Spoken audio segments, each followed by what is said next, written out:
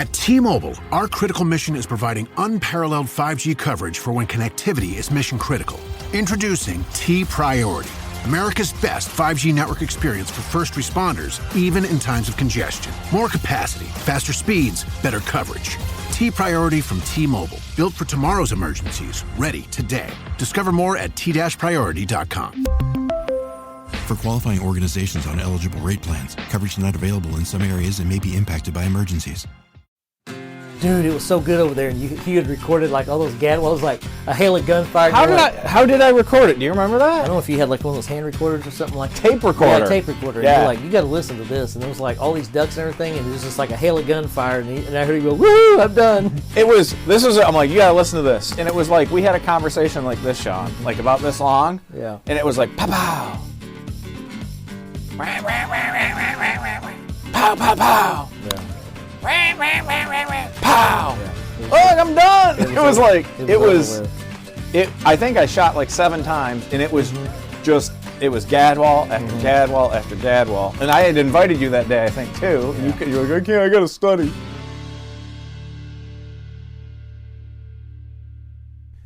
In this episode, we meet with longtime friend Chad Fisher, a dedicated Missouri bootheel duck hunter. The bootheel of Missouri is named for its state boundary line that looks like a bootheel. Here, the Mississippi Valley begins and is rich in waterfowling culture.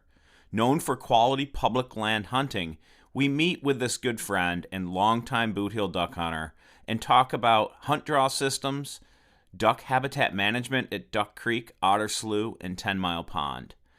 We also reminisce about our earlier days as duck hunters and how we've stayed in contact after all these years. As Chad would say, the Yankee returns. Have a listen. We cover a lot of ground throughout this episode.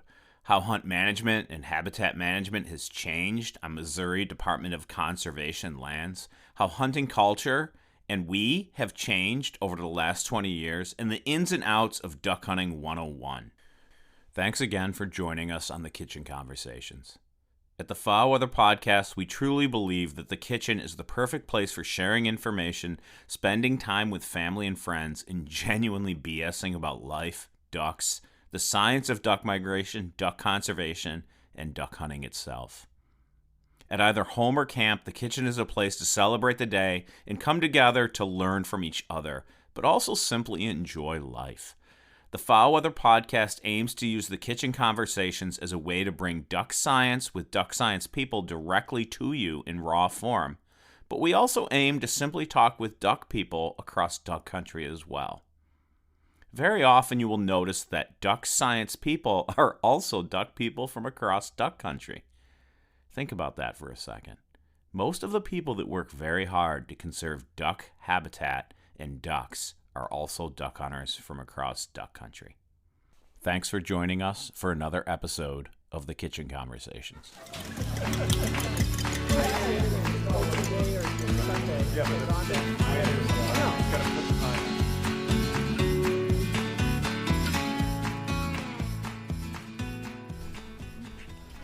All right, we are hot mic'd. Hot mic'd. Dr. Mike on the hot mic. Dr. Mike on the hot mic. We don't cut shit. We just leave it all in. Actually, that's not true. We do cut in some things. Offensive stuff that Sean says. All right. So with us today on the Kitchen Conversations is Chad Fisher from Cape Girardeau, Missouri. I'm from like Jordan, Elbridge, New York, but Jack's Reef is closer and it sounds cooler. So I like saying you're from the bootheel of Missouri. What do you prefer for like what's your home office, Chad? Cape Girardeau. We're a little bit above the bootheel. Something like that. Is that like better than the bootheel or above the bootheel? It's above the bootheel. Yeah. We're not better than anybody, but yeah. I grew up south of here. You grew up. Yeah, Did you grow up in Sykeston? Sykeston area. Okay. Yeah. So for everybody, we're in Chad's basement kitchen. I told him today, I'm just going to move in here. This is a fantastic little. You're not the first to say that. It's a fantastic little lodge you got. Really appreciate you having us. We got some fine New York IPAs I brought along. Not bad. Very tasty. Yeah. We also have with us my neighbor and sidekick on this trip, a good friend, Sean. We're just going to go with Sean. We're not going to give a last name. He's providing great company along the road trip from New York to Missouri. It's about 12 hours. Tomorrow we're going Missouri to Mississippi, 6 hours. Then Mississippi to Texas, another 12-hour drive. And then a good 28-hour drive back to New York. So say hello, Sean. Sean's a sidekick. He'll stay quiet during most of this, but I told him he's more than welcome to interject and bullshit with us. So, hello, podcast. He's a natural. I actually brought Sean along just to fucking split gas and help drive because we know he can't hit ducks, and he just leaves more birds in the sky for me to shoot. Pow, pow, pow. Tough crowd, Sean. I just like screwing with Sean. He's a good friend. What you're saying? I'm not a duck hunter. I duck hunt, but I'm not a duck hunter. There you go. Sean's mostly a deer hunter, which is all right. Keeps him out of our duck marshes in New York. So, Chad, real quick, a little bit about why am I in Missouri with you? Like, when's the last time we saw each other? Probably, 16, 17 years ago. 16, 17 years ago. And prior to that, it was, that had been 7 or 8 years when we were in college together. You left in 2000, and then 2007, paths crossed again. It's been like 20, 23, 24 years, we figured, since I was here. You were here. Right. Yes. Well, we saw each other for dove hunting. For dove hunting, yeah. Yes. When I was in Mississippi. When you were in Mississippi, you drove up, yes. Yeah. So it's been a while. Yeah. It's been a few. So when the whole, the Palladium is where we met. How does that go? Like, not in any weirdness, but like at a bar or some shit, and then we ended up duck hunting like a few days later. I think it was in the fall we met.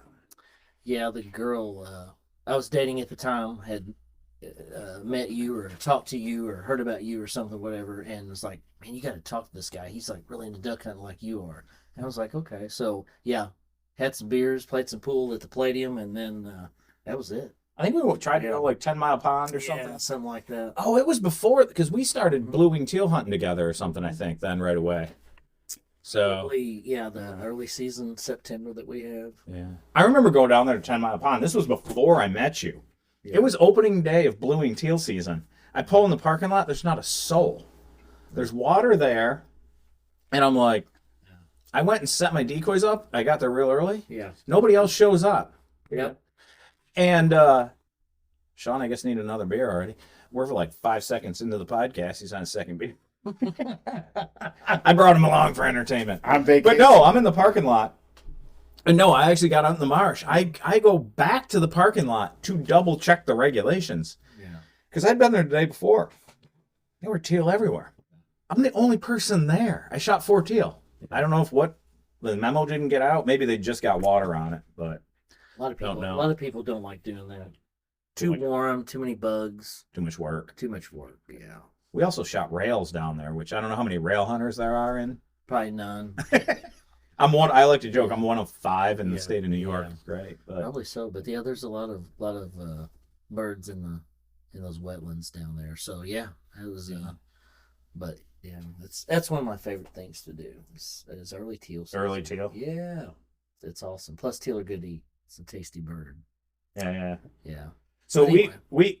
we found some little we did hunt the conservation areas. That stuff's changed a bit. We'll get into that. But I'm not even going to give away where we went around here, but we got out in the willy wags and found public land that wasn't a draw system, and we did pretty well over the years. Yeah, fairly well. Yeah. Tell that story about I used to before this kind of recording system. Hell, I didn't even have a I didn't even have a BlackBerry. None of us did. I had this little like push button recorder for like you would sit on the desk so you could record your professor. Yeah. And I recorded my duck hunt because I knew it was going to be good, and it was like a gadwall hunt. Yeah. And I brought it back to your apartment, and I'm like, you got to listen to this shit. You need to hunt. You couldn't go. Why wasn't it? You had to work. I had class or work or something like that. Yeah. That was pretty entertaining. All I heard was. Listen to all these ducks, and then it was just a hail of gunfire, and it was like, I'm done. But like 2 minutes, if that. Yeah. So good day. Yeah, it was like 7 shots, and it was all gadwall. Yeah. It was all gadwall. It was like call, bang, bang, bang. Yeah. And that's like 2 minutes you picking them up, done. Not you shooting. It was done. You were done. Jeez. Yeah. So yeah. Yeah, it was a good day. It's funny. I mean, we came back into town. We crossed the Mississippi River on the way in. And I told Sean, I'm like, I don't even remember where my old apartment was. I mean, things fade. Yeah, I remember it. Yeah. Well, yeah, that's a new bridge. That's what I thought. Down, the bridge from Illinois to they tore is the old new. one down years ago.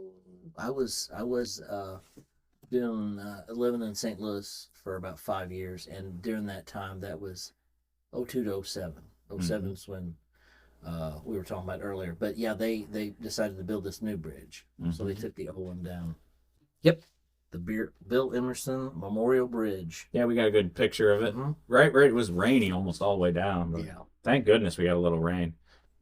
What was I mean, out of all the years we hunted together, what was do you have a memorable one when, I mean, I don't remember shit, but it sounds like you remember these hunts more than anybody else. Well, we had a lot of them, but I think what was awesome to me, and it may not to be to anybody else, was the time that we were all hitting it hard back then. Of course, we were a lot younger, and we had I think we had hunted that day, and then everybody was going out having a good time and stuff, and going to the bars and playing pool and everything, and we would just stayed up all night and went to the draw, got out. We drew out. We drew out. We got out, and never went to bed. Never went to bed. You know, we never went to bed, or I didn't. I know. And I think that reason that sticks out to me is because, and I still have it, is your hand-carved canvasback decoy. Yeah. Matter of fact, it's on the shelf back there. Yeah. I was surprised you pointed that out right away. Yeah. That was one of my memorable things, but there was a lot of them. So. Yeah, it was good. It was a good time here for a couple years. I mean, it just for people's recognition, why I'm in Southeast Missouri is I did my master's degree in wildlife biology at Southeast Missouri State. My research was in the Oklahoma-Texas border, but I met a lot of good folks here. I actually duck hunted with some of my professors. I don't take students duck hunting. I feel like it's a separation, but back then, I mean, I was a student. We got one of the professors out, made a lot of good friends, and like Neil, he works for NRCS. He's over Kansas City now. I ran into him during a meeting. He still duck hunts quite a bit. He's got like 18 kids or something. He still gets out. Let's get some food for him. Yeah. So your evolution is we'll get into weather stuff. It is the Foul Weather Podcast and how maybe those types of things have changed. But your evolution, like where did you start hunting in Missouri, Chad? And where did it, like over the years, like the steps and evolution of you as a duck hunter? I mean, you come a long ways. Like you said, look at us now. Look at the shit we got. Look at it's all changed. So just a quick comment on the, where you started and where it's gone. Not to make it a long story, but you're more than welcome to make it. I had never duck hunted before. We did a lot of small game hunting, dove hunting, rabbit hunting. For your rabbit hunting, you hopefully got on some quail, mainly that kind of stuff. And quail in the Boothe. Quail in the Boothe. Yeah. When's the last time you heard of a quail in the Boothe? Been a while. Been a while. Yeah, I mean they do have areas kind of down where I'm from where they try to keep that habitat for them. There'll be signs up or whatever. So I don't know if it's actually through. I don't know which program that is, but there's several of them down there. Okay. So there's still some. And actually, it's funny you mention that because up here outside of Cape, a guy I work with bought some property, and the grass got up high, and he said he went to mow it, and he had a couple of coveys in there, which is in like this subdivision type place or whatever. I was like, well, that's awesome. I said you should have stopped mowing, just left them alone. But anyway, doing that. Went to college, met a guy that we talked about hunting. I'd never duck hunted. I said, sure, why not? The first hunt I ever went on, he bought me some 12 gauge shells, and I shot a 20 gauge. It didn't work, but we actually took turns. He'd shoot a duck. He'd give me his gun. Yeah. I'd shoot a duck or whatever, and I didn't have a gun, a duck gun, no waders, nothing for hunting. But, this was like not even like a high school thing. This was like you were in college. Yeah. 1991. That's important. 1991. I'm still friends with him. I mean, after all these years, they were always good to me and everything, and kind of guided me through all that, and eventually you kind of break away and you do stuff on your own. But I've been hooked ever since then. And as Mike said, back then when I met him was a little bit later than that. But you're in college, you don't have a whole lot of money for stuff like that or whatever. But we still did had a lot of fun hunting and everything. But I look in your shop here, and I'm like, yeah. dude stepped up with his gear. I am literally still running water cure flambeaus that I shot Gadwall over Here? with you Yeah. here. Yeah, here. People laugh at me all the time. They're Yeah. like, "You need better gear." I'm like, I don't know. I keep It works. killing ducks. It works. Yeah, I You could do, it buy. works. I do like all the decoys. I love leafing through the catalog. I'm always drooling at people's other spreads. Your Dakota decoys are awesome looking. Those are neat looking right there. Yeah. I was thinking, I was looking in the. You got like collections of stuff. I was looking this morning in the bedroom over here, and you got like collections of like Max Prairie Wings back to 2015 and Stuff like that. yeah, it's kind of neat to go back and look at prices and the gear and how Well, it's that it's is changed. interesting. Yeah. So then your family, your dad duck hunts too. Did you get him into it, or how'd that go? He had always hunted back. I Yeah. didn't realize that he had actually hunted back in the '80s, some with his buddies. I can remember growing up and coming home one time, and there was a couple of mallard, a couple of greenheads laying on the front porch or whatever. I was like, hey, "What's that?" Yeah. So, but he and I never did do that. We were mainly rabbit hunters too. That was another thing we did. A lot of these areas and those have really changed. They used to have a draw system and all that, and hell, he told me that they lined up like in a dove field. It was dry, and they would pass shoot ducks, down the 10-mile pond. Really? Way back when, there wasn't it was just a sign in kind of deal before they had the draw system and everything down there. So, but he had hunted, but I had never hunted ducks before. So let's talk about that. I mean, even the draw. I mean, we're not going to go through all the No, iterations of the draw system and all that stuff. It's but really it changed. is really, really Internet's changed. changed it. Internet's changed a lot of that stuff because you have the in-season draw and stuff like that now. Every week. But like Missouri still continues to be the model of conservation. I mean, I rag on our folks. I don't even think at the refuge nearby us that we hunt it 3 days a week till noon, Tuesdays, Thursdays, Saturdays. Yeah. It can be a good hunt, but heck, the person that was supposed to open the door for when you would sign in might not even show up on time. Right. Or they would show up way early and then like release all these people to go park and go in. And it's not like each individual blind. So there might be 6 people at a parking lot. Mm-hmm. And you show up at the time the door is supposed to be open to sign in, and all the other people are already gone. I'm like, what is the consistency in this? But I'm sitting there. We're at Duck Creek the other day. And Sean thankfully drew pill. They're called pills, but number 69 for us. And there's only like 55 spots, so we didn't get to go. Thank you, Sean. You're welcome anytime. That's why I came along. Came along. Figured we'd throw the newbie under the bus. I was just going to pat him on the back and be like, good job, Sean, if we got like pill 5. Yeah. But I was like, oh, man, I'm pretty sure we're going to get a high one, and I'm just going to talk about it all the time. He's going to be... And we practiced the night before. Right. Chad's got Chad made a box with all these numbers in it. This is, yes. Chad has issues, so he made a box to practice pulling For my wooden blocks with numbers for the draw. Yeah, the draw. But, box. For my Anyhow, son, since COVID, I didn't know this. Since COVID, they don't let you draw, so your germs don't get off all over the blocks. But point is those people. I mean, in Missouri, you got enough ducks here. Like in the Atlantic coast, Atlantic Fly, where we're at, there just aren't enough ducks to hunt it. You'd burn it out if you hunted it every day. You would burn it out. It's not a thing. We just don't have the birds y'all have. So, but Missouri hunts every day. The woods blinds at Duck Creek hunt all day, which makes sense because they don't come in timber till later. The field blinds only hunt till 1. But those kids, those folks that are at these draws all across Missouri are there every single morning at probably, what time do those doors open? Like, if it's a 4:45 draw, are they there at like 4 a.m.? Probably. I mean, that's impressive. Mm-hmm. And we got people who barely get up 3 days a week. Yeah. And not even man the door at the right time. Yeah. I hate to throw people under the bus, but it's just the difference in the culture, the duck hunting culture, where it just matters so much to the people in Missouri. I feel like it's degraded here a little bit, though. Like, the management of the conservation areas. That's my sense from talking with people over time. Yeah. Or it's at least changed, and hunters perceive it Yeah. as a degradation of commitment to duck hunters and the duck hunting culture. You want to, like, and we can scrub your name from it if we have to. Yeah. Oh, But no, just in general, like, because you're like kind of salt of the earth. You're not. Well, I mean, I think you're a good lad, but you're not famous, right? Like most of the interview stuff is famous people. You're just Joe Duck Hunter. Yeah, I'm just Joe Duck Hunter. Yeah. So, I just would like your take on like how it's changed through your time from when we went to 10 Mile and Otter and Duck Creek and what it's turned into now. Management. When you have a good manager, I mean.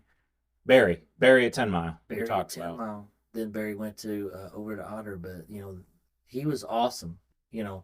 Management of which would mean that what I've noticed is you got to have food for them. Mm-hmm. I mean, corn's not everything for them. You and I have talked about that or whatever, but they don't eat cockleburrs.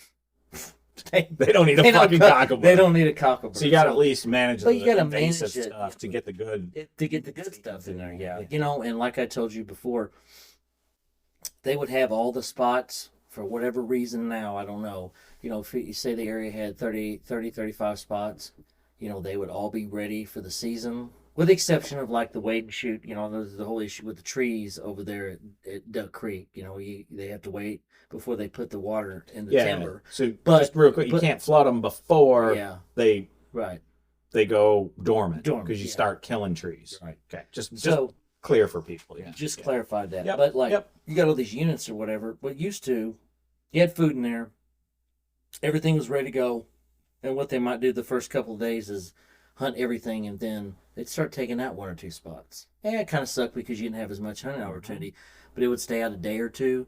Then they would put those spots into the draw and take out two more. So you actually had the management or whatever, and boy, it was really good, So just, things like that, and just having things open. And half the time they're like, well, we don't have any water. I don't know like if that's now. I don't know if that's an issue with trying to get water out of the ground with the well system or something like that. I'm not really sure, but they have had a lot of issues in Missouri with infrastructure because a lot of these waterfowl conservation areas specifically focused for waterfowl hunting are in these river systems, and the flooding in Missouri has been bad. And so some of that might be, I don't know all the ins and outs. I don't want to throw like MDC under the bus here, at all, but I think some of that might just be how infrastructure's changed and what they can replace and stuff too, Yeah. But that rotating stuff in and out is, I'm just going to compare and contrast with us a little bit. I mean, our folks that work our hunt don't hunt themselves. So, at the end of the, like, you guys got the stuff online. Like, you can look at what blinds are shooting, what the bird per hunter averages are, how many spots there are. You're telling me that's really nice that we have that. It's amazing. We get, and you'd have to ask for it from them. You get, here's the ducks that got shot per day, and here's how many hunters there were. Like, in a 1,000-acre unit, there's 20 parties. Mm-hmm. Not even by location or anything. Yeah. And then if a spot is total garbage and isn't even shooting, they just leave it in. Yeah. And if you're going through and you're drawn and you don't even know what it's shooting, and then you go to it because you're like, well, that's what's left. Yeah. Right. Now those areas marked, A, B, C, 1, 2, 3, or whatever. Okay. Yeah, they're marked, so you can find them, and they'll help you find them too. And there's reasonable maps. So what you're saying is it would be really nice if they would kind of like what we have, if those areas, whatever, turn them maybe off. See, you'd say what the harvest was, and so you could kind of, Well, the thing is, though, there's another way to look at this. Is, as you said, people probably lie on these things anyway. Yeah, it does sometimes. Yeah. It's got to be happening, right? Yeah. But the guys, the people, I shouldn't say guys because my wife hunts and I've seen other women at these places too. But if you know it and you learn it, then you know where the good spots are. And if you talk to people and you know where the good spots are, and there's some of that culture. But for a new person trying to break into it, here's the thing. It's blind J. Yeah. And nobody's been taking it for, well, it's available because nobody's been taking it. So you take it. And you're brand new, and you go in there and there's not a duck one. Yeah. Your satisfaction is in the dumpster. Yeah. Right? So that's kind of where I look at, like, at Duck Creek, you go in there and you're like, well, I'm up to number 50, and I figured maybe I'll wait to see, because I don't have a lease. I got nothing else, nowhere else to go today. Yeah. So I'll wait and see if something's left. But if I know that there's nothing left on the board that's any good, just go home. Right.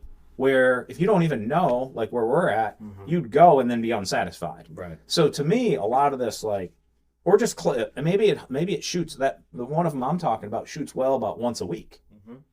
You just try to hit it on that day, right? You just try to hit it on that day. But or here's the deal.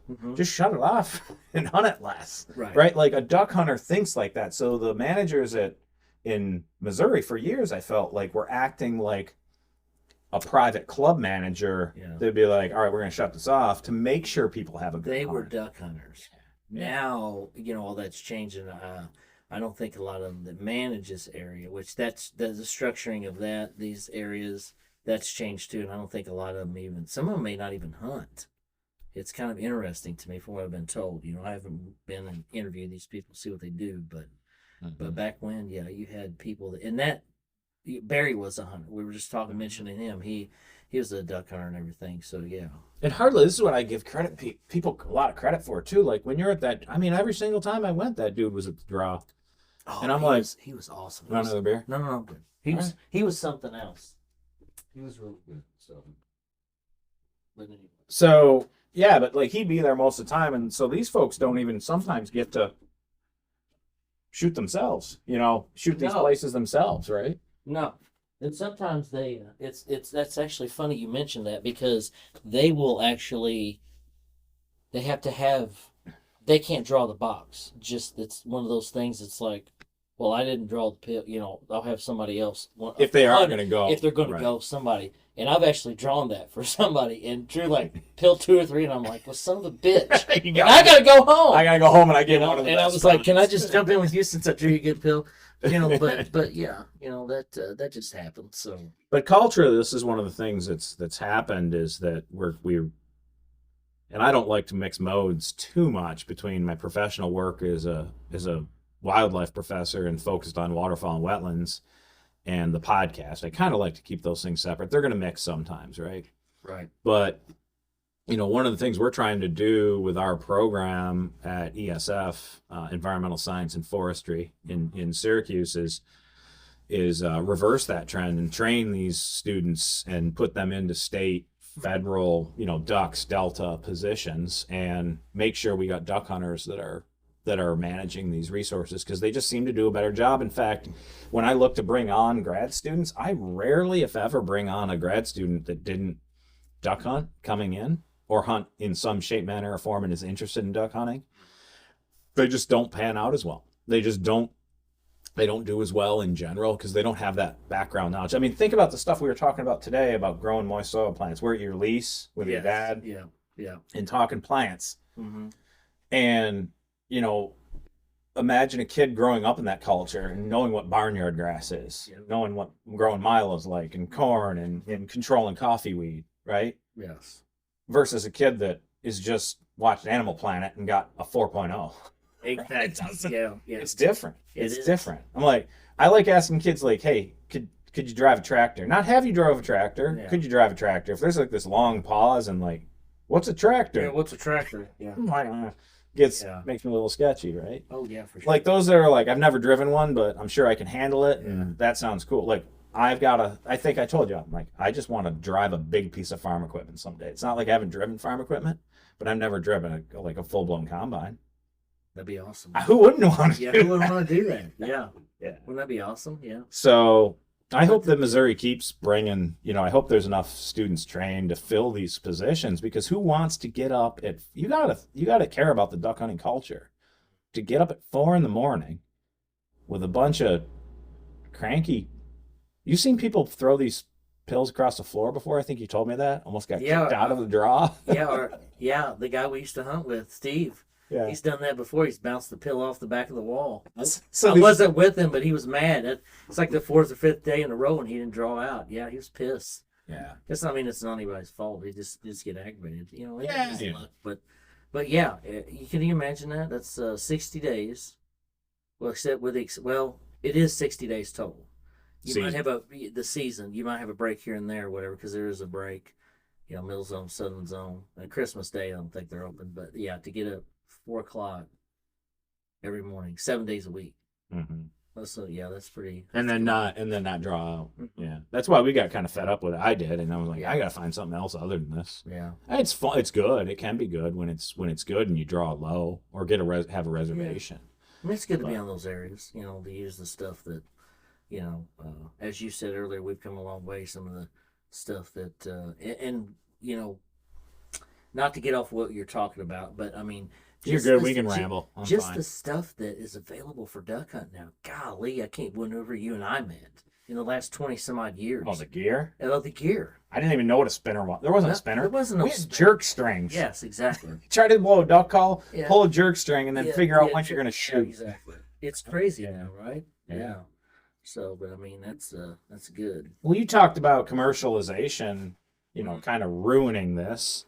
I think a lot of folks in the business would say, well, it made business for me. Right. But we drove through. I mean, you got a good lease down in the Bootheel. Horrible duck season this year, though, right? Like just in general. It's been really slow. Warm. Not a whole lot of birds around. What's here is stale. Yeah. If you can get some to, if you see any. I mean, I've been hunting a couple of days, and like when I say like zero, I mean zero, nothing. For everybody here, I covered it real quick on this week's migration forecast. I don't know when this kitchen conversation is going to come out. We're going to kick them around and boot them out the door at different times, but we're December 29th, so people know. I mean, almost halfway through most, folks' duck seasons. If you're going to the end of January, and Yep. everybody's still waiting on ducks. Ramsey Russell covered that really well on his. Sean and I listened to that on the way down. It's duck season somewhere, I think, is Ramsey Russell's podcast. And, everybody's waiting on ducks. That's what we were talking about. Where are the ducks? Where are the ducks? And I mean, coming from New York, I mean, we've had ducks from the beginning of season till when we left, and get here, I left ducks to not have ducks, I think. Well, I was hoping, but it's been hoping you'd bring some ducks down with you. So, well, yeah. I think this cold across finally South Dakota, Iowa, Kansas, Nebraska got some cold, but I think they're moving. I think a lot of stuff's just moving mid-latitude right now still. Like when people say waiting on ducks, I mean, there's early ducks here in some places, but the dry is the biggest thing. Is like a duck's not going to hang around if it's all dry and they got no place to go. I mean, they're going to go east, west, or further south to find something. You gotta have if you don't have water, Yeah. and there's that big dry spot. So I think that's what's killing you the most. But I don't know where I was going with that. You're the commercialization and all that stuff. Yeah. But then we drove through some areas with like a lot of guides and looked like big money gobbling stuff up. I mean, you're into a decent lease, but you could pay twice that and be in a real good lease, but Possibly, yeah. put you in the poorhouse. Possibly, yeah. It's a lot of money. Cause So- cause domestic issues. Yeah, cause domestic issues. Yeah, right. Yeah, but it has, and we've had that conversation before with people about this leasing, and it is nice to have a lease, but someone once, and this wasn't my thought, it was someone else's that said, well, if you're a farmer, when this duck hunting really took off, and you got some property, and you can throw some water on there, and get $4,000 or $5,000 or whatever. Well, who ain't gonna do that? Yeah. I mean, we were just talking about that guy out just kind of a little bit west of where I'm from, grew up at and stuff, born at, and he's a big time farmer or whatever. And this dude made some jack off of leases. Right. So you got all these fields,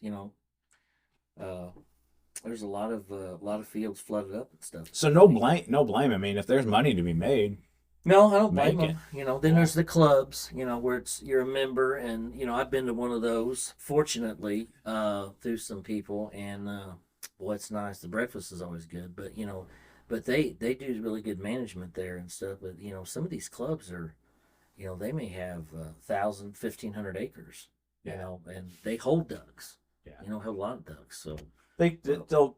I don't know this. I mean, driving around, I didn't see it, but today. But do the clubs have? Is it just that they don't hunt all the days, or do they keep refuge areas? You think some of them, like places they just don't I shoot? know that they do, but one in particular, it was over in Illinois. A guy that I know, they had a refuge, and this guy was really, really adamant about how he worked the spots, and he supposedly he had an area there that is, I don't know if he's had that for years, never been hunted.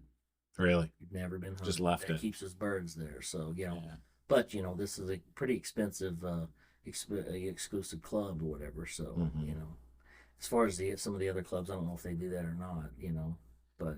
Yeah, there's a new study out from folks in Arkansas that says, and this is like those GPS backpack birds flying around, says that, days off doesn't kill ducks.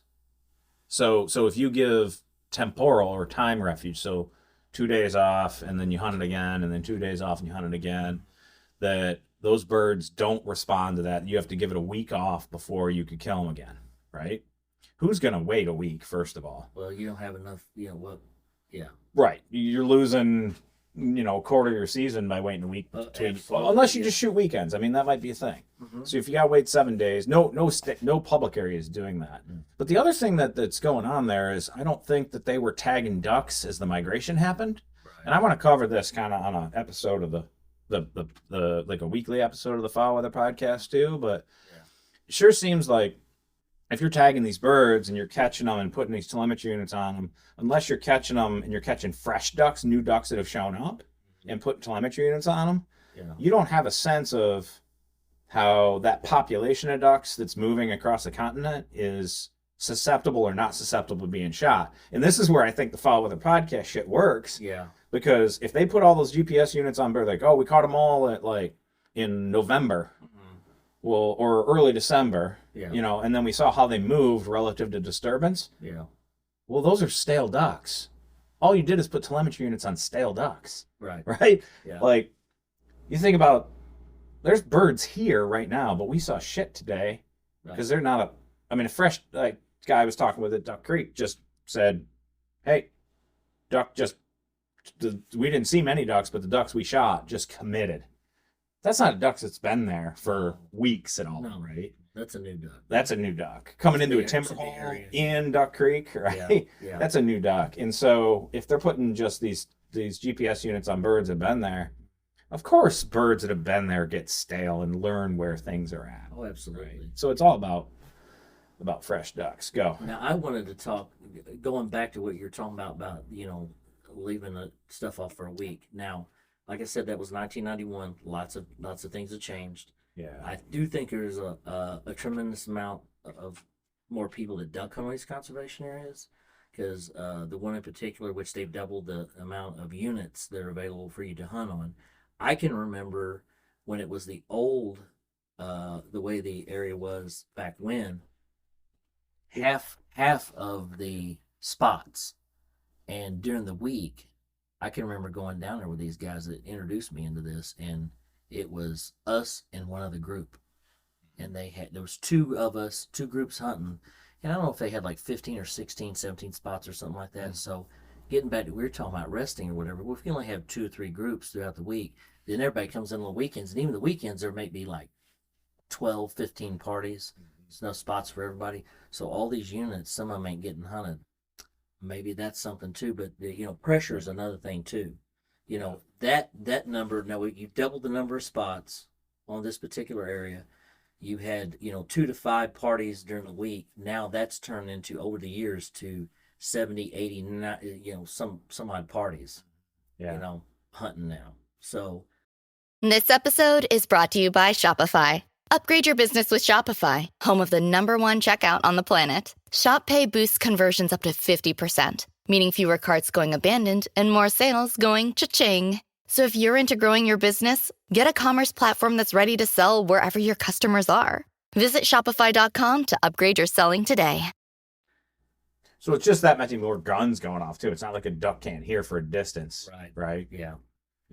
And like I said, getting back to that, well, once you have a couple, the hunters wouldn't like it, but I think their hunting would be better if you left something out for 2, 3, a couple of days, and then rotated something else in, So, well, one of the things where I'm always at is, like I told you today, at one of our refuges, they do you log on and you got to do it by, like, I don't know, end of August or whatever, and for the first Saturday and second Saturday of season, they do like an online draw ahead of time, and there's 25 reservation spots. There's 35 spots total. right? So there's only 10 left over for what you guys call pour line, right? For when people just show up and draw, Right. which they do. This refuge, not the one I'm talking about by my house. This one does a full blown draw. The people show up. Yeah. Guess what? The manager is a duck hunter. Yeah. Yeah. You go out the day before season and drive around and look Yeah. at spots just to scout. Yeah. You'll run into him. Yeah. And he's like, "Oh, you should go over here. You should go there." Yeah. He'll tell you what units have seed like Biden's beggar's ticks, Yeah. rice cut grass that'll get in your dog's eye. If you got a dog, Yeah. he'll tell you which units have that shit if you don't want your dog covered with it. Wow. Like he knows what plants are in each unit. Yeah. Anyhow, That's good. That's a good manager. that is a good manager. Yeah. That is a good manager. Where was I going with that? The draw spots. Yeah. So thank you for reminding me. That place had last year 479 applicants Yeah. for 25 spots on opening day. If you figure there's 2, that's 475 applicants for 50 spots. Yeah. Some of these places, Otter Slough, Duck Creek, 10 Mile, we're in the Boothe. I'm throwing out names. These aren't secret places. No, so it's not like I'm it's giving the public. away anybody's Right. secrets No. of these places. No. We'll get like 140 people in the pour line for I think 35 spots or a something. couple Sundays ago. Matter of fact, it's funny you mentioned that because my UPS driver, he's a really cool guy. He's a duck hunter. We chit chat when I see him. Several Sundays ago, there was 139 parties at Duck Creek, and his son Drew Pill won. Oh, Yeah, so he was pumped about that. But yeah, that's and yeah, I mean 139, and I think they were. What did they tell us yesterday? It was 55 spops. yeah, You got 139 parties for 59 or 55 spots. Yeah. So where I'm going with is like, Yeah. and these are pretty good. I'd say what right now, a third of those areas, maybe 50% at best, are like really high quality hunts where Right. you can kill birds. What I always thought was, and maybe my head's going in the wrong place, but if you have that much interest for that kind of hunt, people are seeking something that is, there's more demand than there is supply. Right. And I always thought, I'm like, well, wait a second. Let's say you had 50 spots and 100 groups that wanted to get in. Well, if you satisfy those 100, say you had 100 groups for 100 people and they all had a good hunt, Yeah. Yeah. would you gain another 50 and then next time there'd be 150 groups for 100 spots? See what I mean? I almost feel like you could actually possibly grow out, because one of the reasons people wouldn't show up or get into it at all is because the quality of it might not be great when they get a spot, or they can't get in or to understand it. Yeah. So I always felt like if the demand is that high, Yeah. you're probably not producing, especially 479 for 25 spots. Yeah. You're probably not producing enough quality hunting for the public that wants it. And then you get that's what blew up in Missouri is the lease system around Yeah. all these places. So speak a little to that over time and when you got into leases and what, like, I think that's where that bubbles over public wise. I think there's a whole nother thing there about Yeah. maybe producing more quality hunts to actually have more. Yeah. I think you could recruit duck hunters more quality hunts. Oh, yeah. Basically, Yeah. right? Like Leases. they're out there. Yeah. Leases are an option, and being in college, these leases, they were kind of pricey even back then. And moving back in 07, I didn't have a lease for several years, and I had a group of guys that we all got together and started leasing, I guess in 08, 09, something like that, and Because you were leasing when I was even here a little bit. Yeah. Because I remember going on Yeah. Steve's place. Yeah, Yeah. we kind of moved around different areas and trying all these different fields, and it's hit or miss, depending on, and some of those leases, they're not the way they used to be, but it's another option, it is, because like you were saying, getting up 5 days in a row, getting up at, being there at 4 o'clock or 4:15 or whatever it is, a little bit ahead of time and not drawn out, so It gives you an option to go. It There's is. two things. It gives you, if you go draw Mm-hmm. and you don't get out, Yeah. it gives you an option to go to your lease. Right. Or it gives you the option to not get up so stupid early. Stupid early. That's another big thing, yeah. And you can rest your lease too, I guess, so You can control it better. you can control it better, manage it better. So, but yeah, there's a ton of leases, a lot of stuff out there. Especially What- where we're at. Yeah. What percentage of duck hunters in this part of the world do you think now are in a lease? Like, just a guess from who you've met. Boy, that's a good question. Because like is Maybe 35 or 40%, maybe. So, like, maybe something like that. Maybe a third of the duck hunters, maybe. a little more. Because maybe a little more. I don't know if I go as far as saying a half. Because in talking to people, because a lot of people don't want to spend that kind of money. Right. But I work with a guy and he tries to get in a lot of people, so it's it's less money for everybody. But then again, you got he likes he might have 10 people in something like that. So, but a lot of people, unfortunately, some of my friends they just got out of duck hunting because it's just not as good as it used to be. I don't know where that's going to go. I hope you and other people that research it can figure out maybe what we need to do to get the ducks down here, but it's, they say, the good old days. And that's another thing I was going to say about those lease areas, because the guy I started with, they used to do what was called, I don't think we ever talked about this, they used to do what was called refills. Oh, yeah. And the hunting was so good that people would go out there, and 10 Mile did that, didn't they? no, I No, don't think they ever didn't? did. I thought they I think Duck Creek and Otter maybe used to do that. My buddy Pete, started hunting with. We were talking about that one time, and a couple guys go out there.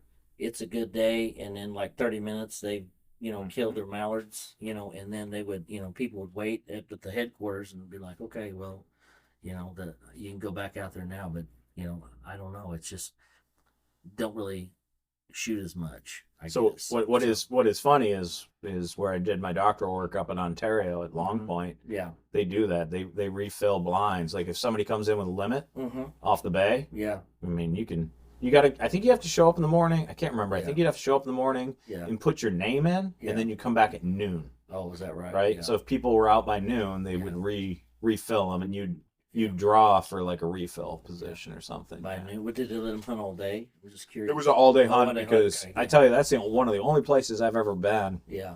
that consistently from 1 o'clock on was just a stellar, because it sits on the North Shore of Lake Erie, and birds coming out of the northwest out of Manitoba and stuff on good weather days, they might get there about noon. And there was there was a really nice afternoon flight at that place. I mean, it was That's nice. lights out.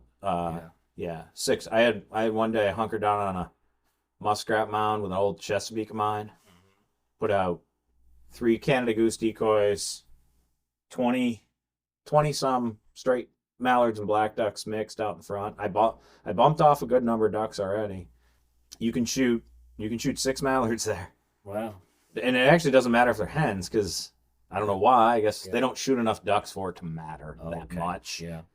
I put this on the podcast before. Like the state of Louisiana shoots more ducks than the whole country of Canada, so it's not like they're really individual person wise. Do they have more opportunity? Yeah. But what they shoot is not impactful to the population, and they're trying to grow hunters. So give them anything they need. Yeah. Most guys are still trying to shoot greenheads anyway. So I shoot 6 greenheads and 2 Canada geese. Wow. In maybe 45 minutes. I mean, it was lights out. That's a good day. Lights out.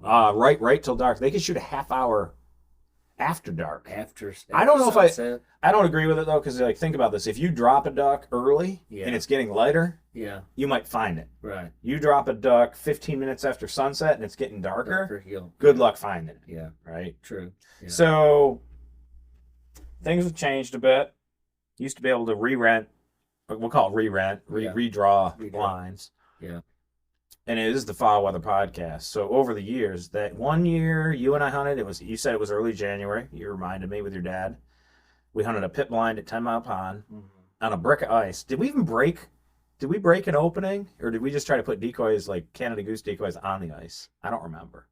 I think it was on the ice. It was on This the was ice. before they had ice eaters and all that, which, Yeah. like I said. So you don't, not in public though. No. I would if I was that serious about it, but Yeah. if need be. So Yeah. I'll ask you this because you live in the south. Do you think there's enough people running ice eaters in the north to hold ducks north of you in numbers that would affect how many ducks you see at your places? I don't think so. That was like a facetious question. No, I don't. Because people say that all the time. They're like, No. "Oh, there's a ton of ice eaters."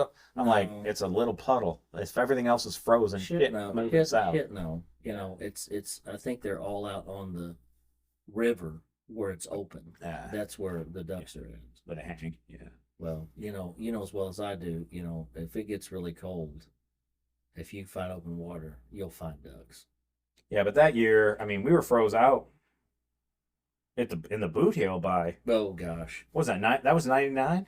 You got it all. You keep a journal. You got it all. I think it was actually the '99 season into 2000. into 2000. And it froze out. And it froze. Yeah, it was like 3 weeks. The literal, and I'm going to tell you, the literal air temperature, was 0 for like 3 weeks. Zero.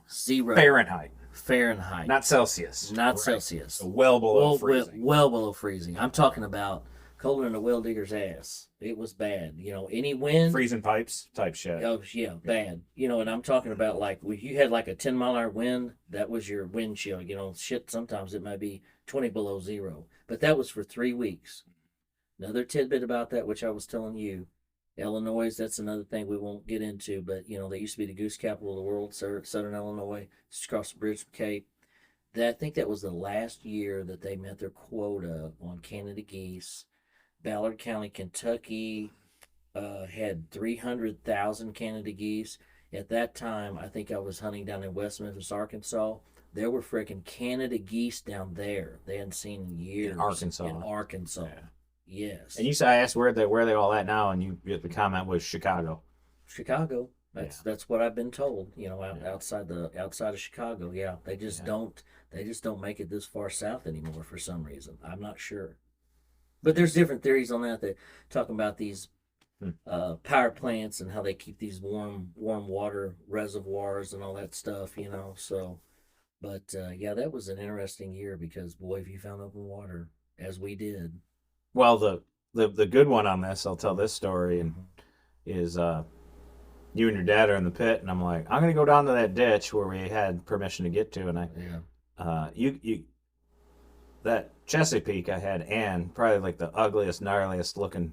Oh, Ann. She was disgusting. She was like the ugliest Chesapeake and smelliest thing on the planet. Though, she was a tank. Yeah. She was like a keg with legs. Yes, she was. She was a tank. Yeah. That's the last dog that I ever had because I had a house that I couldn't have a dog inside. She came inside sometimes. Yeah. Statute of limitations with the the landlord there. It doesn't matter now, but she had an outdoor kennel and a run made of hog paneling when I was in grad school, and that's the last dog I ever had live outside. In fact, when we moved to Maine, she moved inside with us. So yeah. But she was a gnarly beast. But I went down to that ditch, and my God, there were like 300 mallards in there.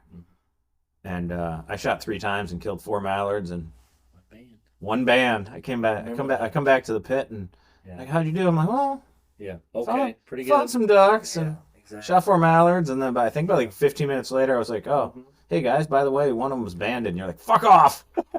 I remember your dad looked at me sideways. But where you and I had went, a lot of that's changed. People would let you hunt on their property and stuff. You and I went down there, and we were trying to get some quail, which I think we did. And that ditch, I would have never thought about that. You don't know everything. I learned a lot from everybody. You too, obviously. But we seen a bunch of ducks in that ditch, and I was like, God, I would have never thought about that. You said you paddled it or something after that. Tried. Oh yeah, we would. Steve and I would go down there. The guy we used to hunt with, you met through. We all met at college. Take 2 trucks with the old canoe, which I still have. He would park on the south end, and we would drive up to the north end because it was always had a current. And we would just float it down there. But it's straight. Like, could you get close enough to birds to kill them in there? A lot of times you could. Little nooks and crannies or side things? We would just let the boat, just kind of hunker down in the canoe, and, you could, kind of lounge like a lounger, and, I'd just take the paddle and kind of keep the boat straight or whatever. So, But yeah, a lot of times you can sneak up on them. Yeah, because I mean that's the thing up north on these streams to shoot wood ducks and mostly wood ducks. I mean a few mallards here and there come around that like if it's Sound bins. That's well, there's some bins on there too. Yeah, that's enough to help. Yeah, for sure. Yeah, but that was cold year. But since then, things you feel. I don't think that we've had anything that for length of that time. Mm-hmm. Now, when I told you I was living in St. Louis, which I never really killed a whole lot of ducks up there, I tried.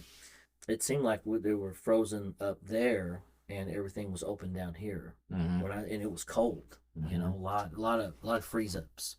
Yeah. So I don't know if that kind of helped down here. Unfortunately, I wasn't living here. That's when Barry was down at Otter that we were talking about earlier, and it was just a phenomenal season, that one season. So, supposedly really good. Yeah. You can hang out in the parking lot and kill ducks, according to Steve. He was down you can sit in the parking lot and kill ducks. You're the guy that does all the research and what we've been talking and everything. It was like, I don't know. It's weather. Maybe it's a big factor in that while they're not coming down as far south. Well, your year, I mean, there's still variation. Mm-hmm. Like you guys still get cold years, but yeah, like I guess the question, I shouldn't, bait you with this, but the question is the frequency of the cold and what seems like a lot of fresh ducks and susceptible ducks to being shot, is the frequency of that type of event changing, do you think, over time? It seems like it is. To me, it is, because when I first started hunting back in '91, boy, it was cold when duck season came around, especially in December. I mean, this, you have, we were talking about that earlier, how you have cyclical episodes or whatever where it's kind of warm. Even when I was a kid, probably you too, it's warm or whatever, but it just seems like it's less and less where it's cold until, which our season runs through the end of January. January is always good, but a lot of times, all this cold weather doesn't come until like February. Yeah. In March. I mean, that's a lot of times here. That's where we get a lot of snow and stuff like that. Well, people want to ask for like, we should run the season in February because all the ducks just showed up. I'm like, no, the pressure stopped and they just redistribute. We know that now from telemetry stuff. They just redistribute. I hate when people tell me that because if people would, I don't know how long that would last. Like you said, a week. If you didn't hunt, if nobody hunted for a week anywhere, my God, it would be bonkers. If you get out that opening day. Well, that's like. Yeah. I think years ago, Arkansas stuff moved from that was like Trent Lott stuff, and it moved from like Senator Trent Lott got that push from like January 15th to the 30th. Some folks feel like it shouldn't even go past January 15th, but I tell you, if you look at weather severity index stuff, lots of times it doesn't. And we're, Sean, ice fishing now in New York. Ice fishing. It's pushed back so far now. At least two weeks. Two at weeks. The minimum, if not 3 or right. 4. And that's in the last, 15 years? At least 10 years. I mean, that might be a short-term thing. Yeah. But, like, if you close season on the 15th now, hell, sometimes the weather, and the season's been still open, right? So it's not like because the season ended, now all of the ducks seem to be here. I mean, I think between January 15th and the end of January, there's very often 2 weeks that save the season. Like, I see it in my weather severity index stuff. Yeah. But the problem, like, if you tried to push it into February, at some point there is impacts on the next breeding season. Oh, I'm sure. Paired ducks, things like at some point you got to give them a break. Yeah. Like, what that is exactly that ducks could tolerate and we could still have good duck hunting. Yeah. I would be very afraid to say anything past January shooting ducks at large scale is a good thing. Some youth seasons to get kids out. Yeah. Go for it. Yeah. Right? Like 1 day of banging away at them, 2 days of banging away at them, like a week after season closes. Yeah. Fine. But got to give them a break. You got to give them a break. You do. You got to give them a break. I mean, they get pounded. They get pounded. Especially on years like this where it's like, it's dry and they don't have a lot of options. No. I mean, I can't believe refuges right now aren't getting eaten out, like food-wise. It's a good point. Yeah. And I'm really hoping this El Nino wet comes to the southeast and we need water to, it would be great to have a ton of cold and a ton of water all at the same time or something for duck hunters. But right now, given how dry it is, I don't know, I'd just like to see some good conditions for ducks. Yeah, to drive the Mississippi River is really low. Yeah, I'd never seen sandbars like that. When we come across, when I lived here I only lived here 2.5 years, but yeah, never saw sandbars like that on the river. Last summer, there's I think it's called the Chain of Rocks out from Chester, Illinois. Mm-hmm. People were literally, it's out there in the middle of the Mississippi River. People were literally, you could walk out there to it. Right. That's how low and dry it was. It was crazy. We never did do it, but you've seen pictures of it. Literally walk out where the river was.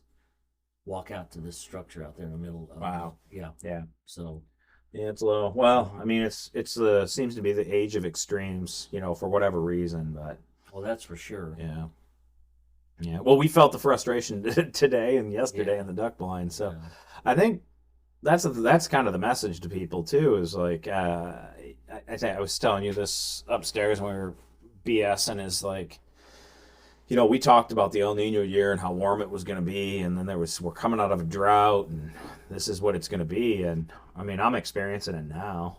And everybody's like, why'd you go? It was the worst year. I'm like, well, Sean and I bought licenses, and we made plans to see friends, and I had the time, and so. Sometimes that's what you have to do, and it's like I said, it's called hunting, not killing, a lot of times. Yeah, so that brings up a good point. So somebody recently, like on social media, so I posted a picture of you and your dad and I in the duck blind, beautiful duck blind, by the way.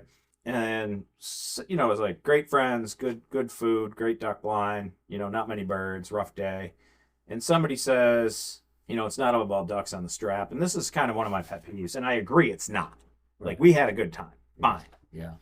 But do not ever tell me, I will fight to the end of my rope on this one. Do not ever tell me that hung out with friends, pet a wet dog, smelled a little gunpowder, had a great breakfast, told stories, took my kid out, and add a giant pile of dead ducks to the end of that. Do not ever tell me that's worse. No. So, like, I get it. Yeah. But these people that are like, all I need to do is hang out with friends in a duck blind is total. They're full of shit. Oh, yeah. Because if that was true, and I've got a very good friend in the U.S. Fish and Wildlife Service, Heath Hagee. Hopefully he's listening to this. He dropped me a golden nugget one day. Listen, we're talking on the phone while we're driving, which we do quite a bit. And he's like, if that was true, if it was just about like, I like hanging out in duck blind, cooking a breakfast, hanging out with family, and seeing ducks, then all you fuckers would be out in the blind in spring migration because they're all in full plumage. They're beautiful. Yeah, exactly. You can do all those things. Yeah. So anybody that says it's not about killing ducks, you can say it. They're full of shit. Yeah, they're full of shit. At some point. They're full of shit. They're full of shit. Right. Yeah. Right. You and I don't even kick around in the back 40 chasing rabbits to not shoot rabbits. Exactly. We can go for walks any day. Correct. How often do we do? It's not like we don't grab beer, go for a walk, look at the farm. Yeah. Right. But it's also, a thing to go and maybe take an animal and then put it on the grill afterwards. For sure. Absolutely. Chad, I introduced you to that shirky cut last night on your pellet grill. Turned out pretty good. Excellent. Yeah. Very good. Can't wait to cook it myself. You cut that teal up tonight, ready to throw on there? Yeah. Sure enough. Yeah, for sure. Well, so he used to refer to me as the Yankee. I grew up in a cottage with dirt floors. Did I wear you out while I was here? No, you didn't. I'm just going to throw this out here, if you edit this or whatever, but, that you give me a name back when, and that's been my email address forever, is Dutch Auger. I don't know where that came from. I didn't give that to you. Yes, you did. You've forgotten about that because someone's like, where in the hell did you get Dutch? Because I have to spell Dutch it. Auger. People get it. I'll spell it out for them, and they're like, Dutch Auger. And I was like, it's a college thing. I don't remember doing that. I don't know, but that's that. I've had that email address forever.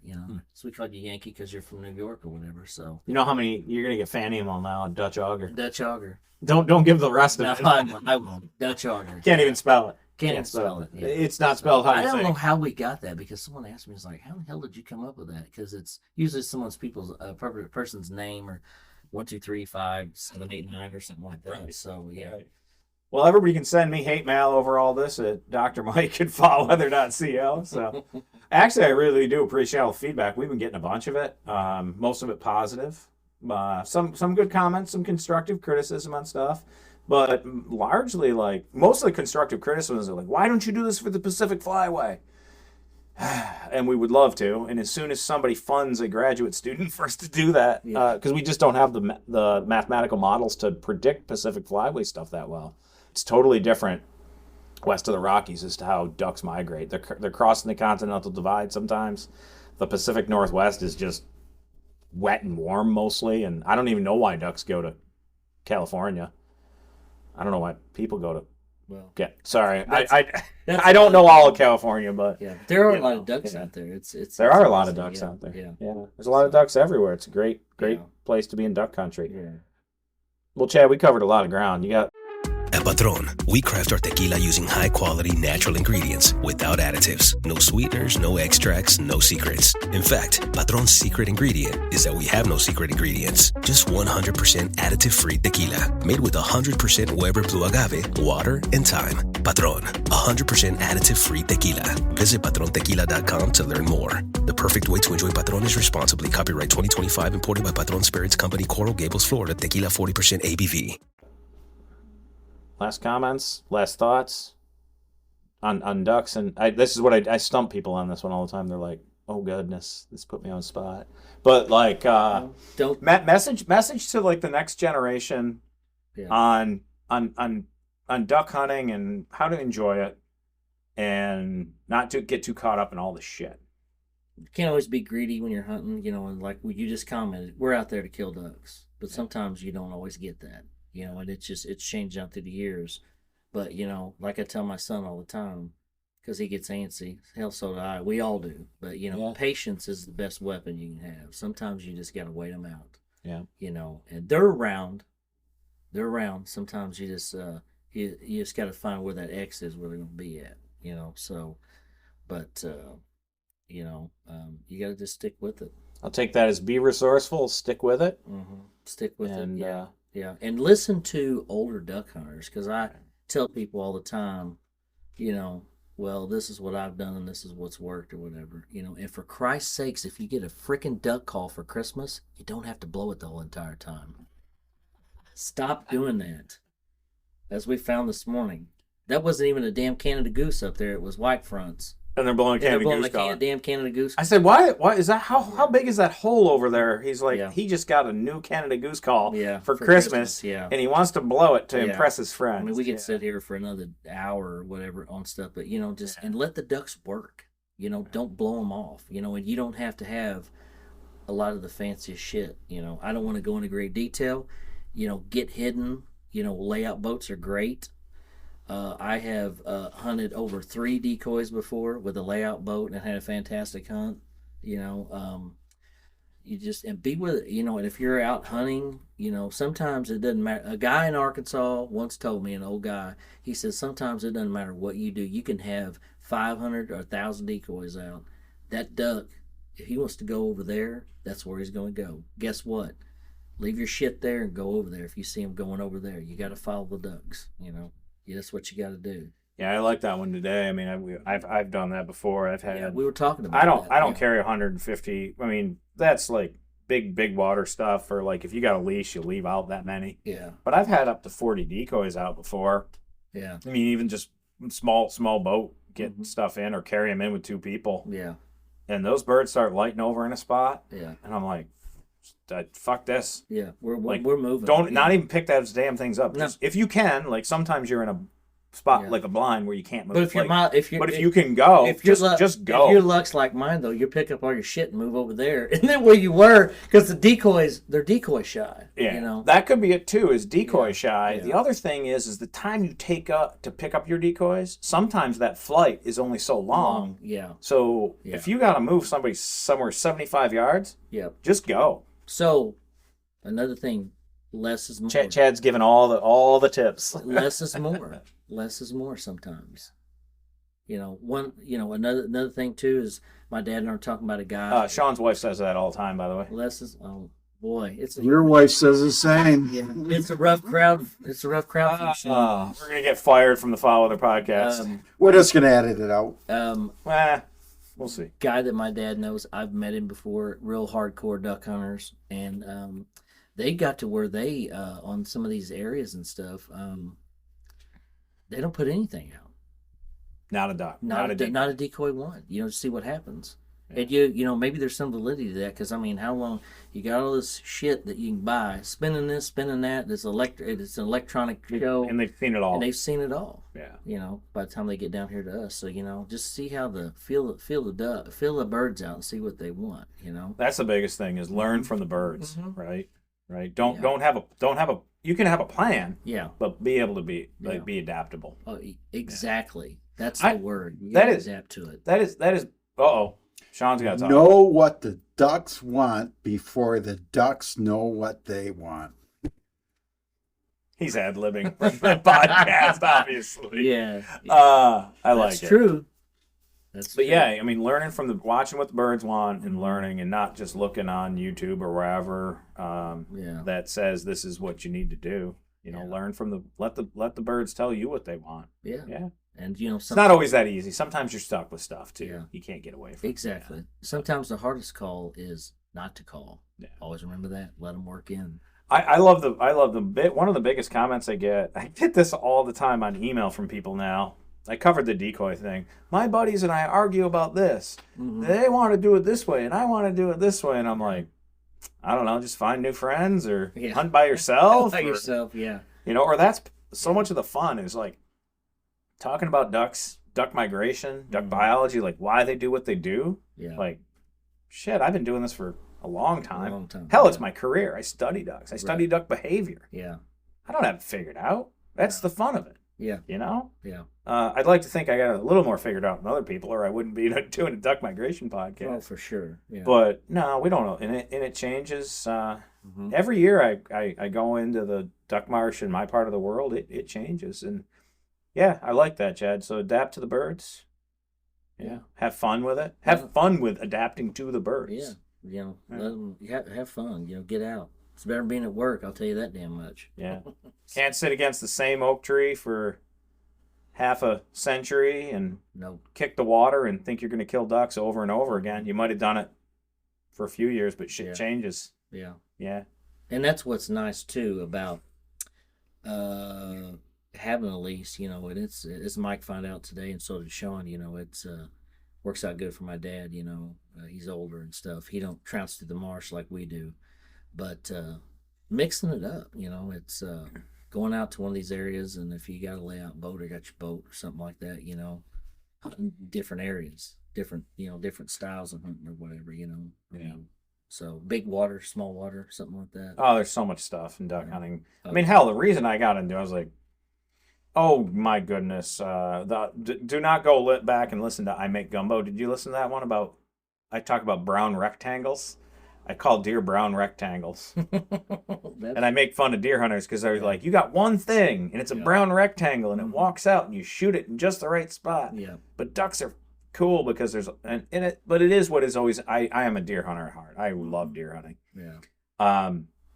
But ducks are diverse and in species and where they exist and how you hunt them. And to me, that's what makes duck hunting. And it's like it never gets old. No. Because there's a ton of types of duck hunting that I've never done. Yeah. I've got friends that just pursue all that stuff. I'm kind of wait until I'm too old to do it and then realize that I should have done all these other different types of things. But you're right. Just the pursuit, chasing them or whatever. It would be awesome to, try to shoot a scoter or something like that, or go up on, one of the coasts or whatever and do that. Well, you got to come up and shoot a black duck with us. That's too. Yeah. We came down here. You can drive 12 hours too, or 15 actually. Or fly. Yeah. Or flying with a gun. That's what the wife says. He goes, you just need to fly up there. It's easy. I mean, we got half hour from the house. We got an airport. So, Chad, thanks for being with us on Kitchen Conversation. Sean, thanks for being a great sidekick, and we're gonna being a neighbor when we have people over to the house. We'll have you on again. So. And Chad, I'd like you to really thank you and your family for allowing us to experience this. Anytime. I'm glad we could. Yeah, I'm glad you guys came down. That's cool. It's cool. Like, been I've awesome. lived next to Sean for like 12 years, and to bring him back to a place that's near and dear to my heart. I love. Yeah. I want people. If people from the Boothe are listening to this, this is a cool place. Yeah. This is a cool corner of the earth. I'm going to Mississippi next and hanging out with friends I consider family. Yeah. But Mississippi, it's gonna be like going home. But people in Duck Country are. Sean's making teary-eyed things, but I just love. I love these conversations. I love people in Duck Country, and we're all kind of the same. There's a lot of infighting. There's a lot of bullshit that goes on among duck hunters. I'm not going to get into all those details. It's just that's a part of it, though. Yeah. It's part of it. Yeah. I think part of it. I say I don't want to be this kumbaya person, but I think we got to stop some of that shit. Well, when I'm talking the fun about, stuff. Well, what I'm talking about is like the dispute we have over in this fucking lease, and like we didn't put out more decoys, and it's like that kind of shit. You know, should we do this? Or should we do that? Not like boat races in Arkansas. No, that's fucking stupid. Fist fights in the mar. I mean, that stuff's just. It's got to stop. Yeah, it's got to stop. That's just. I think it hurts what we do. It's not to me. It's not part of the experience. It's not sportsmanlike. It's ridiculous. No. Hey, the Ducks deserve better. They do. Think about that. Don't be an asshole. Don't be an asshole. All right, Chad, we'll leave it on that. All right. Really appreciate your time. Thank you so much for being a generous host. Well, I'm glad I was able to participate in your podcast. Awesome. I've been looking forward to it ever since you said you're coming down.